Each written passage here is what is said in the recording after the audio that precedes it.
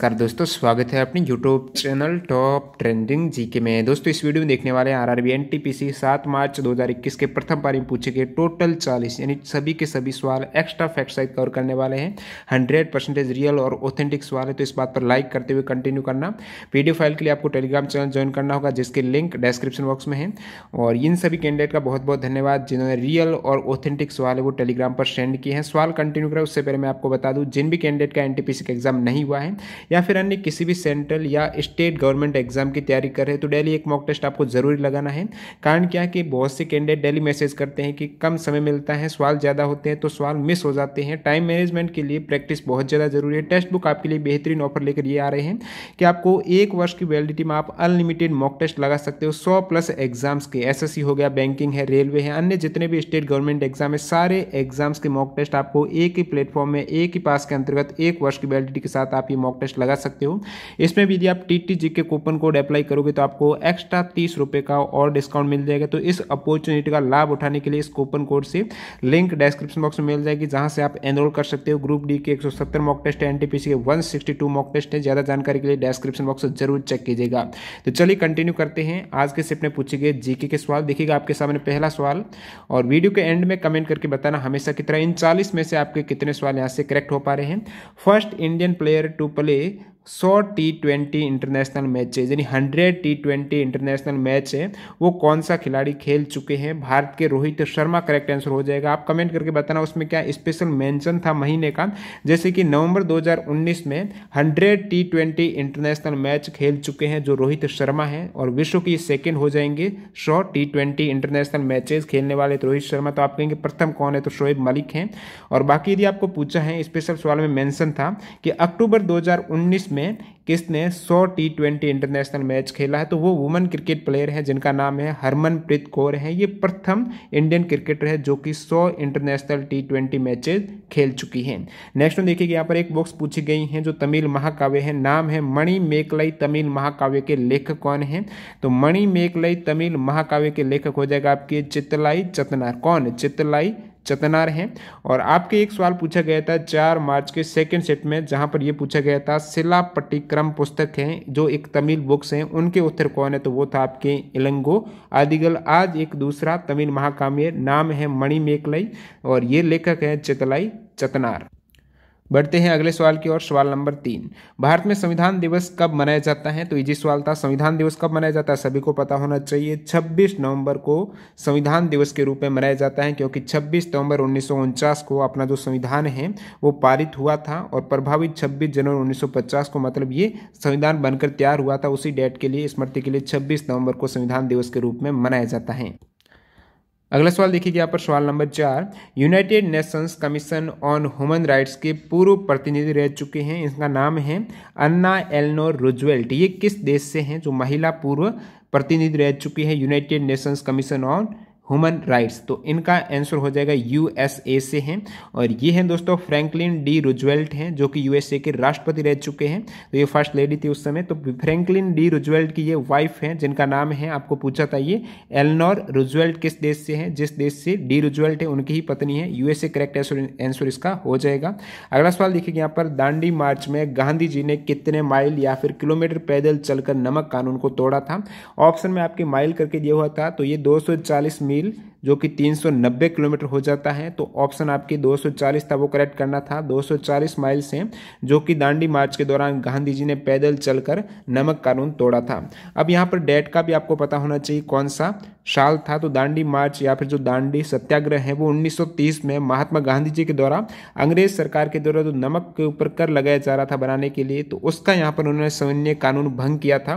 पूछ ले कितने व्यक्तियों के साथ? तो इसमें गांधी जी समेत टोटल 78 लोग थे जो कि साबरमती आश्रम, कहां पर? अहमदाबाद है, वहां से लेकर दांडी है नवसारी गुजरात में। ये पूछा हुआ है, नवसारी गुजरात में दांडी है।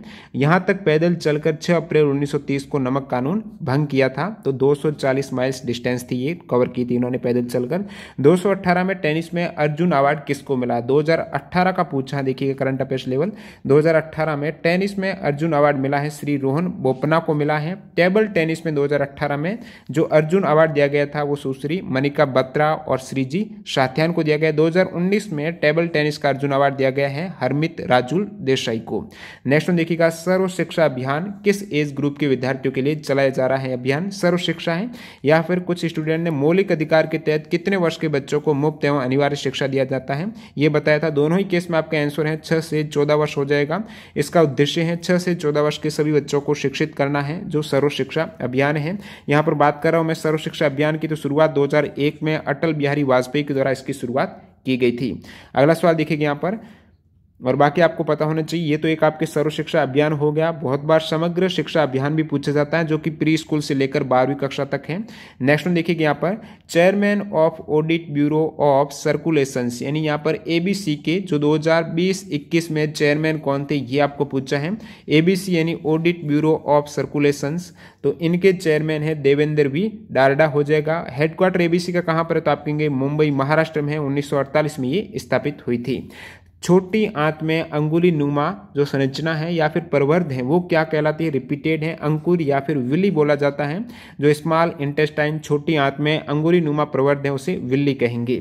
भारत की आज़ादी के समय भारत में कितनी रियासतें थी? तो 565 रियासतें थी जब देश आज़ाद हुआ था 1947 के वक्त। एक यहाँ पर स्टेटमेंट दिया गया था कि भारत की संपूर्ण शक्ति जनता में निहित है, अमीर और संपन्न वर्ग का इसमें कोई योगदान नहीं है।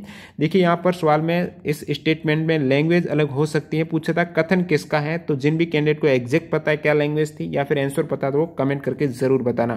भारत के तमिलनाडु राज्य और श्रीलंका के उत्तरी प्रांत के जाफना जिले के मध्य कौन सी जल संधि, यहाँ पर पूछा गया तमिलनाडु और श्रीलंका के मध्य जल संधि स्टेट आपको पता होना चाहिए। पाक जल संधि करेक्ट आंसर हो जाएगा। पाक जल संधि भारत और श्रीलंका के मध्य, या फिर आप कह सकते हो पाक खाड़ी को दक्षिण पश्चिम में मन्नार की खाड़ी से ये कनेक्ट करती है। नेक्स्ट देखिएगा, किसके जन्मदिन को 11 नवंबर जो उनका जन्मदिन रहता है और उसी दिन को राष्ट्रीय शिक्षा दिवस के रूप में मनाया जाता है। तो 11 नवंबर को राष्ट्रीय शिक्षा दिवस मनाया जाता है। किसकी स्मृति में, किन के बर्थडे पर? तो करेक्ट आंसर हो जाएगा मौलाना अबुल कलाम आजाद। बहुत से स्टूडेंट कंफ्यूज हो जाते हैं बहुत बार, वो एपीजे अब्दुल कलाम और मौलाना अबुल कलाम आजाद को एक ही व्यक्ति मान लेते हैं, दोनों अलग अलग हैं यहाँ पर। और एक के जो जन्मदिन रहता है उसको राष्ट्रीय शिक्षा दिवस के रूप में मनाया जाता है, वो है मौलाना अबुल कलाम आजाद। और डॉक्टर एपीजे अब्दुल कलाम का जो बर्थडे है उसको विश्व विद्यार्थी दिवस, वर्ल्ड स्टूडेंट डे के रूप में 15 अक्टूबर को मनाया जाता है। दोनों इफेक्ट बहुत इंपॉर्टेंट है। अगला सवाल देखिएगा, सोडा वाटर में कौन सी गैस मिलाई जाती है? तो सोडा वाटर में CO2 हो जाएगा, कार्बन डाइऑक्साइड गैस मिक्स की जाती है। नेक्स्ट वन यहाँ पर, तंजावुर पेंटिंग है उसका विकास किस वंश के काल में हुआ था? तंजावुर पेंटिंग चोल वंश के काल में विकसित हुई थी। नेक्स्ट वन, गोंडवाना लैंड का कौन सा भाग नहीं है? तो गोंडवाना लैंड है उसका कौन सा भाग नहीं है? तो ये 4 ऑप्शन दिए गए थे। गोंडवाना लैंड का कौन सा हिस्सा नहीं है? भारत, अफ्रीका, ऑस्ट्रेलिया, फ्रांस, इसमें से करेक्ट हो जाएगा। गोंडवाना लैंड की बात करें तो इसके अंतर्गत जो स्प्लिट हुआ था ये अफ्रीका, दक्षिण अमेरिका, ऑस्ट्रेलिया, अंटार्कटिका, भारतीय उपमहाद्वीप और अरब प्रायद्वीप में ये स्प्लिट हुआ था। अगला सवाल देखिएगा, पहल जो FDBT है प्रत्यक्ष हस्तांतरित लाभ है, इस योजना की शुरुआत कब हुई है? तो प्रत्यक्ष हस्तांतरित लाभ DBT योजना की शुरुआत हुई थी वो 1 जनवरी 2013 को हुई थी। ये सब्सिडी डायरेक्ट ग्राहक के खाते में जो भेजी जाती है उसके रिगार्डिंग योजना है, प्रत्यक्ष हस्तांतरित लाभ योजना है। 2013 में इसकी शुरुआत की गई थी। जैसे कि LPG उपभोक्ता को सरकार के द्वारा जो भी सहायता राशि दी जाती है, सब्सिडी है, डायरेक्टली ग्राहक के खाते में अंतरित की जाती है। यही है DBT, जनवरी 2013 में लागू हुई थी। अकबर का मकबरा कहाँ पर स्थित है? सिकंदरा, आगरा में हो जाएगा। आगरा था ऑप्शन करेक्ट हो जाएगा। कंप्यूटर में किस मालवेयर के कारण आपकी बिना परमिशन के कोई सॉफ्टवेयर इंस्टॉल हो जाता है? तो ये कौन सा मालवेयर है? बहुत से मालवेयर होते हैं। मालवेयर की बात करो तो वायरस है, वर्म है, स्पाईवेयर है, एडवेयर है। तो बहुत से स्टूडेंट ने इस सवाल को सेंड किया है लेकिन कोई भी परफेक्ट लैंग्वेज नहीं भेज पाए हैं, सभी ने अलग अलग बताए हैं। तो एग्जैक्ट क्या सवाल था वो आप कमेंट करना। बाकी यहाँ पर मैं बात करूँ मेलवेयर की, तो कंप्यूटर को नुकसान पहुंचाने के उद्देश्य से तैयार किया जाने वाला एक प्रकार का सॉफ्टवेयर रहता है जहां से कंप्यूटर से संवेदनशील जानकारी चुराई जा सकती है। मेलवेयर के बहुत प्रकार हो सकते हैं। मालवेयर, इसके अंतर्गत एक वायरस आता है, ये भी एक हानि हानिकारक कंप्यूटर प्रोग्राम है जो स्वयं की कॉपी बनाकर कंप्यूटर को संक्रमित करेगा। वर्म रहता है। स्पाईवेयर क्या करता है, लोगों की जानकारी के बिना उनकी जानकारी संग्रहित करने का कार्य मेलवेयर स्पाईवेयर हो जाएगा। एडवेयर में एड दिखाई जाती है कंप्यूटर पर स्वतः विज्ञापन होगा। डाउनलोड करने वाला सॉफ्टवेयर ऑटोमेटिक हो जाएगा। ट्रोजन हॉर्स भी एक मेलवेयर है, एक ऐसा हानिकारक प्रोग्राम जो उपयोगी एप्लीकेशन जैसा दिखता है। ट्रोजन हॉर्स है, दिखता तो है कि ये सेम एप्लीकेशन है लोगो वगैरह, लेकिन होता वो अलग है कुछ। तो इस प्रकार एग्जाम में आ सकता है कौन सा मेलवेयर नहीं, तो ये सभी मेलवेयर आपको पता होना चाहिए। नेक्स्ट में देखिए यहाँ पर नेशनल सोशल असिस्टेंट प्रोग्राम की शुरुआत कब हुई थी, यानी NSAP जो योजना है उसकी शुरुआत आपको पूछे तो 1995 में हुई थी। इससे पहले आपके NTPC में पूछा हुआ सवाल था, उसमें पूछा था कि BPL वर्ग के बुजुर्ग, विधवा, विकलांग व्यक्तियों के लिए सामाजिक पेंशन योजना है वो किस प्रोग्राम के तहत दी जाती है, तो NSAP था उसका आंसर। और मैंने बताया था उसकी शुरुआत 1995 में हुई थी, आज यहाँ पर पूछ लिया है। देखिएगा अगला सवाल यहाँ पर HWP यानी जो हेवी वाटर प्लांट है जिसका नाम है थल, ये कब स्थापित हुआ था। थल जो हेवी वाटर प्लांट है 1987 में स्थापित हुआ था। ये कहाँ पर है, रायगढ़ डिस्ट्रिक्ट महाराष्ट्र में है। टोटल भारत में 7 heavy water plant currently operate हो रहे हैं, 7 प्लांट है भारत में जो। और यहाँ पर जो हेवी वाटर प्लांट थल है ये प्रथम जो सेकेंड जनरेशन का प्लांट है, फर्स्ट हो जाएगा जो द्वितीय जनरेशन का प्लांट है। हेवी वाटर प्लांट भारत में करंटली कितने ऑपरेट है, 7 हैं। जैसे कि कुछ यहाँ पर मैं बताऊं तो हेवी वाटर प्लांट तूतीकोरिन है 1978 में, ये कमीशन स्थापित हुआ था, चालू हुआ था। और HWP हेवी वाटर प्लांट है तलचर है 1985 में, और मनुगुरु 1991 में, बड़ौदा 1975, 1991 में हाजिरा, ये सभी हेवी वाटर प्लांट स्थापित हुए थे। विश्व का सबसे गर्म प्राकृतिक झरना किस देश में है, जिस भी कैंडिडेट को आंसर पता है कमेंट करके बता देना। सूर्य के अध्ययन करने के लिए आदित्य L1 मिशन में L का क्या मतलब है, तो L का आपको मतलब पूछा जो आदित्य L1 मिशन है, तो L का L1 में जो L का मतलब हो जाएगा लैग्रेंजियल पॉइंट L पॉइंट हो जाएगा, जो इसकी आपको पूछा था क्या मतलब है। ये 2022 में लॉन्च करने की प्लानिंग बनाई गई इसको। 22 जुलाई 1947 का दिन किस हेतु ऐतिहासिक दिन है, 22 जुलाई 1947 को आपको कौन सी घटना हुई थी ये पूछा है। तो भारतीय राष्ट्रीय ध्वज को इसके वर्तमान स्वरूप में जो अपना झंडा है राष्ट्रीय ध्वज है, ये 22 जुलाई 1947 को आयोजित भारतीय संविधान सभा की बैठक के दौरान अपनाया गया था। तो राष्ट्रीय ध्वज अपनाया गया था 22 जुलाई 1947 को। अंतर्राष्ट्रीय मुद्रा कोष IMF और जो वर्ल्ड बैंक है उसकी स्थापना किस समझौते के तहत हुई है, तो 1944 की ब्रेटन वुड्स समझौता के तहत हुई है। सवाल तीसरी बार रिपीट हुआ है, एग्जैक्ट रिपीट नहीं हुआ है, लेकिन इससे पहले जो एग्जाम में सवाल पूछा गया था एक बार ये था NTPC में कि ब्रेटन वुड्स समझौता कब हुआ था, तो आप कहेंगे 1944 में हुआ था। एक बार पूछा था ब्रेटन वुड्स समझौते के अनुसार किस अंतर्राष्ट्रीय संगठन की स्थापना हुई थी, मतलब इसका उल्टा पूछा था, तो IMF और विश्व बैंक की हुई थी। तो ये सभी आपको पता होना चाहिए। किस बजट को काला बजट की संज्ञा दी गई है, कौन सा बजट है जिसको काला बजट कहा गया है, तो 1973-74 के बजट को काला बजट की संज्ञा दी गई है। उस समय ये बजट पेश किया था वित्त मंत्री तत्कालीन उस समय यशवंत राव चव्हाण के द्वारा ये बजट पेश किया गया था। काला बजट इसलिए क्योंकि उस वक्त 550 करोड़ से ज्यादा घाटा था, और इस बजट में चव्हाण ने कोशिश की 56 करोड़ रुपए में कोयला खदान बीमा कंपनियों हैं इनका राष्ट्रीयकरण किया गया। अगला सवाल देखिए यहाँ पर, बाकी एक इंपॉर्टेंट फैक्ट है जो NTPC में पूछा हुआ सवाल है एक बजट से रिगार्डिंग। 1991-92 में जो बजट था इसे ऐतिहासिक बजट इसलिए क्योंकि दुनिया भर की कंपनियों के लिए भारतीय बाजार यहाँ पर खोल दिया गया था। पहले विदेशी कंपनी है भारत में ट्रेड नहीं कर सकती थी, 1991-92 में यहाँ पर भारतीय बाजार उनके लिए खोल दिया गया था इस बजट में। नेक्स्ट में देखिएगा, राष्ट्रीय पार्टी होने के लिए लोकसभा या विधानसभा के आम चुनाव में पार्टी किसी भी 4 या अधिक राज्यों में कितने % वोट प्राप्त करती है, उस केस में वो राष्ट्रीय पार्टी हो सकती है। और इसके अतिरिक्त वो 4 लोकसभा सीट भी जीतनी चाहिए लोकसभा चुनाव में। तो ये टोटल 6% वोट प्राप्त करना होना चाहिए कोई भी पार्टी है उसको राष्ट्रीय पार्टी होने के लिए। लोकसभा या विधानसभा इन दोनों में से किसी के आम चुनाव में पार्टी किसी भी 4 या अधिक राज्यों में, ऐसा भी जरूरी कि 4 या अधिक राज्यों में 6% वोट प्राप्त करती है, तो उस केस में वो राष्ट्रीय पार्टी हो सकती है। साथ ही साथ ये भी शर्त होनी चाहिए कि 4 लोकसभा सीट भी जीतनी चाहिए। इससे पहले आपकी NTPC में सवाल पूछा गया था। देखिए यहाँ पर जो 3 शर्तें हैं, इन एक तो ये पूरी शर्त हो जाएगी, सेकंड ये शर्त है, थर्ड ये शर्त है। इन तीनों में से कोई भी एक शर्त फुलफिल होती है, उस केस में वो राष्ट्रीय पार्टी का दर्जा मिल सकता है। जैसे कि NTPC में एक ये पूछा गया था, राष्ट्रीय राजनीतिक पार्टी के लिए लोकसभा में कम से कम 3 राज्यों में कितने परसेंटेज सीट होनी चाहिए, तो कम से कम 3 राज्यों में 2% सीट है वो होनी चाहिए। या फिर एक शर्त ये भी हो सकती है, एक पार्टी को 4 राज्यों में राज्य पार्टी के रूप में दर्जा है, मान्यता प्राप्त है, तो वो राष्ट्रीय पार्टी बन सकती है। अब आपको क्या कमेंट करना है कि भारत में कुल कितनी वर्तमान में ये सभी शर्तें फुलफिल करती, मतलब वर्तमान में राष्ट्रीय पार्टी भारत में कितनी है, जरूर कमेंट करना। नेक्स्ट में देखिएगा जलवायु परिवर्तन में उसके रिगार्डिंग एक टर्म है जलवायु परिवर्तन की, GHGS, ये हो जाएगी green house gases full form जो पूछी गई थी। आज फुल फॉर्म से 4 से 5 सवाल पूछे गए हैं। कोशिका झिल्ली तथा केंद्रक झिल्ली के बीच कौन सा द्रव होता है, तो कोशिका द्रव इंग्लिश में बोले तो साइटोप्लाज्म हो जाएगा कोशिका झिल्ली, मतलब यहाँ पर जो सेल मेम्ब्रेन और न्यूक्लियर मेम्ब्रेन के मध्य जो फ्लूइड रहता है वो कोशिका द्रव हो जाएगा। पेड़ों में जड़ों का नीचे की ओर, जो पेड़ है पौधे हैं उनमें जड़ तो नीचे की ओर, तना ऊपर की दिशा में बढ़ता है, ये किस घटना के कारण बढ़ता है, गुरुत्वाकर्षण करेक्ट आंसर हो जाएगा। ये आप देख सकते हो ग्रेविटोट्रोपिज्म, इनके कारण ये भी 2 प्रकार का होता है, एक पॉजिटिव होता है, पॉजिटिव केस में जड़ें नीचे की ओर है, नेगेटिव केस में जो तना ऊपर की ओर जाएगा, तो ये गुरुत्वाकर्षण करेक्ट आंसर हो जाएगा, सकारात्मक और नकारात्मक।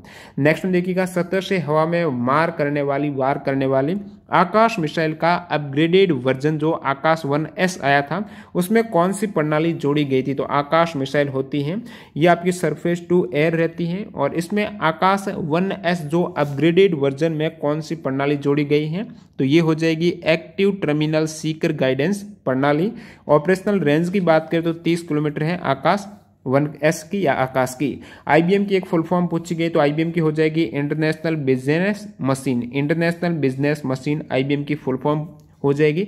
ये भी मैं आपको बता चुका हूँ, कब बताया था, जब आपके एनटीपीसी में एक सवाल पूछा गया था कि ऐसी कौन सी कंपनी है जिन्होंने 2005 के बाद पर्सनल कंप्यूटर बनाना बंद कर दिया था, तो 2005 में IBM, जहाँ पर मैंने कहा इंटरनेशनल बिजनेस मशीन है, जिन्होंने अपना जो पूरा डिपार्टमेंट था, कंप्यूटर डिवीजन था, वो लेनोवो ग्रुप को बेच दिया था, मतलब पीसी बनाने का कार्य बंद कर दिया था 2005 में IBM में।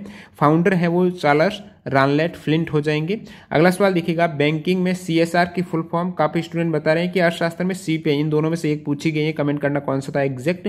बैंकिंग में CSR की फुल फॉर्म है कॉर्पोरेट सोशल रेस्पॉन्सिबिलिटी, अर्थशास्त्र में CPI है कंज्यूमर प्राइस इंडेक्स हो जाएगा, बाकी एक CPI का मतलब पार्टी रहती है communist party of India. Next देखिएगा इंटरनेट में SEO की फुल फॉर्म क्या है, तो इंटरनेट की दुनिया में जो SEO का मतलब रहता है सर्च इंजन ऑप्टिमाइजेशन है, कोई भी वेबसाइट को रैंक करने के लिए तो उसका कीवर्ड रैंक किया जाता है, SEO किया जाता है सर्च इंजन ऑप्टिमाइजेशन।